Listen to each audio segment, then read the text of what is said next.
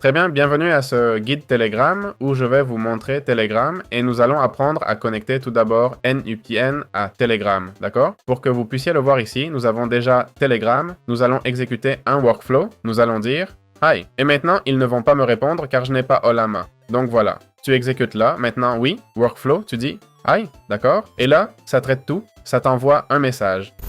Comment vas-tu? Comment se passe ta journée? Blablabla.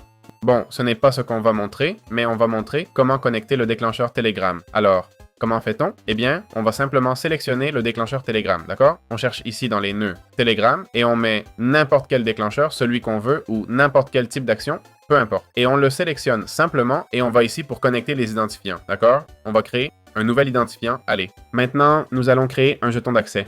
Comment fait-on? On va sur Telegram, d'accord? Dans la barre de recherche, on va chercher Botfather, ok? Comme vous voyez, il apparaît déjà pour moi. Ici, on va simplement entrer la commande, d'accord? On tape slash et la première option, New Bot, apparaît, ok? Il nous dit, très bien, quel nom voulez-vous lui donner? On va l'appeler Video Testing 234, ok? On l'envoie et il dit, bien, maintenant donnez ce nom avec abot à la fin. On le fait. Parfois, ce nom est déjà pris.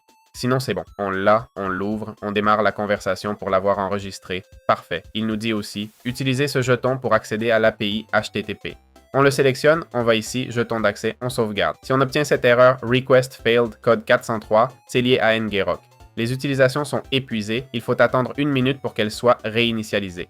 Ça va bientôt fonctionner. Voilà, c'est fait, les identifiants ont été créés. On sélectionne ça, on le nomme Video Testing, puis on sauvegarde. Et voilà, tu le sélectionnes et c'est prêt. Maintenant, lance le workflow, d'accord? On va sur ce nouveau bot, on lui dit encore « I », ok? Et là, le workflow a fonctionné. Maintenant, dans un nouveau chat, il devrait me dire « Ah, il l'envoie dans l'autre, car je n'ai pas tout changé, ok? Je devrais changer celui-ci, d'accord? Le passer à Video Testing et tout ça. Mais bon, vous voyez au moins que le déclencheur a fonctionné via ce chat, ok? Donc voilà, c'est connecté sans aucun problème. Rappelez-vous, c'est en ligne. Pour ceux qui ne savent pas comment le connecter en ligne, je ferai une autre vidéo spécifique.